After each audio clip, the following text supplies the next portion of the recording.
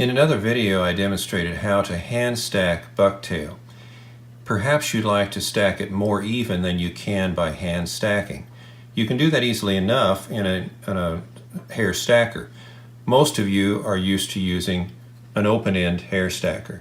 It's a process of simply taking the hair, putting the tips in, but you kind of have to swirl them around to get them to all go into the stacker, and then tap it down. Still missing a couple there. Let me get them in. Once you get them in, then you can go ahead. Well, I'm still missing a couple over there. Once you get it in, you tap it down. A lot of times the hair may literally fly out the top. Well, I've learned that a closed-end stacker for me is preferable. I've already trimmed off the ends, just makes life easy. Now I'm going to take the hair and just drop it into my stacker.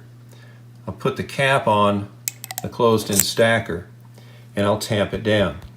Now, you might want to consider tamping in a straight up and down motion initially. I wouldn't recommend that for all hair, but for this hair, because of the kinkiness of the hair, it tends to hang on itself with those scales, and it's difficult to tap it down. But what you can do is tap down vertically to begin with, and then what I would suggest is final stacks on an edge, because when you're doing this and you flip it up, what happens is all the hair falls to the bottom and it may actually unstack part of what you've already tried to stack. If you finish on edge, then all the hair is going to be laying on that bottom edge of the cylinder.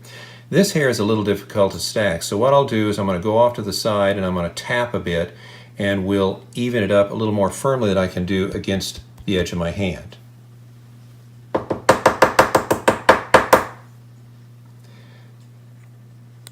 Now let's take a look at our results.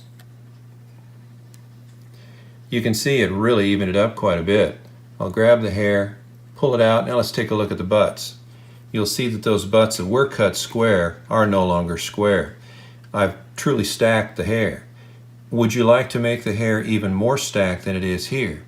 If you do, it's going to be easier if you actually trim off quite a bit of this hair, perhaps to at least this kind of length, so that you can reduce the amount of effect that the scales have on this hair. Let me demonstrate for you real quickly what I mean by scales on the hair. You can hear it.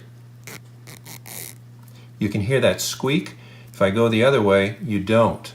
Think of the shingles on a roof. Here's your roof line. Think of the shingles coming down the roof. That's what you're fighting against. These hairs don't want to go this way, but they do want to go this direction easily enough, and I'll demonstrate that. Let me take my hair stacker again. We'll put the hair back into the stacker this direction. Now watch how easy it is to tap those butt ends down the opposite direction. Remember, it's more difficult going the other way. Let's see what happens. How about that?